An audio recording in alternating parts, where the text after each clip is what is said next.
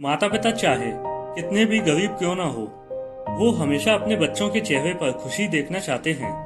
उसके लिए उन्हें चाहे कितनी भी तकलीफों से क्यों ना गुजरना पड़े।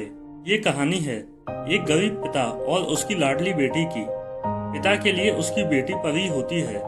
वो अपनी बेटी को किस प्रकार खुशी देने की कोशिश करता है, यह कहानी उसी पर आधारित है। शाम के लगभग 7 बजे थे।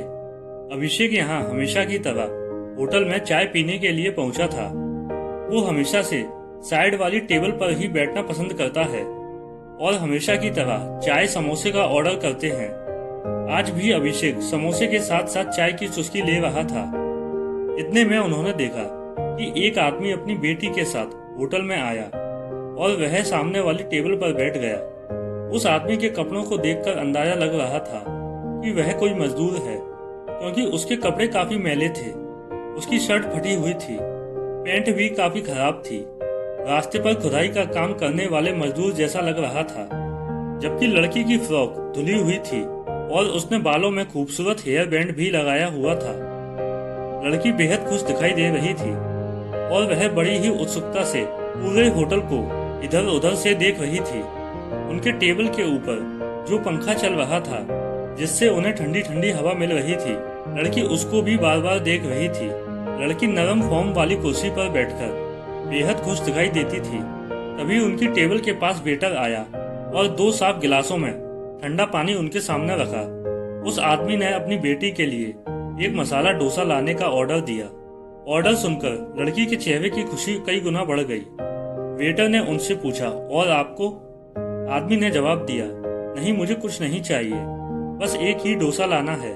थोड़ी ही देर में गरम गरम बड़ा वाला मसाला डोसा सांभर नारियल चटनी के साथ उनके टेबल पर आ गया। लड़की बड़े चाव से डोसा खाने में व्यस्त हो गई और उसकी उत्सुकता को देखकर वह आदमी पानी पी रहा था। इतने में उस आदमी का फोन बजा।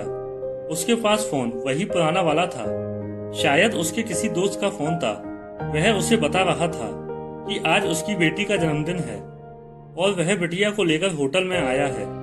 उसने अपने दोस्त को बताया कि मैंने अपनी बेटी को वादा किया था कि जब वह कक्षा में पहले नंबर पर आएगी तो वह उसे उसके जन्मदिन पर डोसा खिलाएगा और वह इस समय डोसा खाने में खूब मगन है।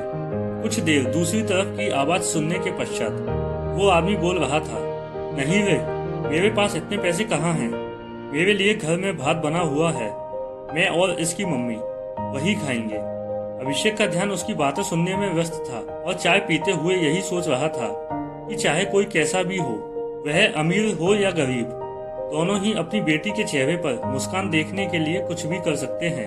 अभिषेक काउंटर पर गया और अपनी चाय के पैसे दिए, साथ साथ 2 डोसे के पैसे भी दिए और होटल मैनेजर से एक डोसा उस आदमी को भी देने के लिए कहा।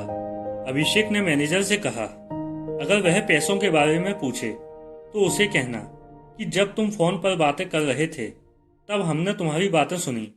आज तुम्हारी बेटी का जन्मदिन है और वह स्कूल में पहले नंबर पर आई है, इसलिए होटल की तरफ से यह तुम्हारी लड़की के लिए इनाम है।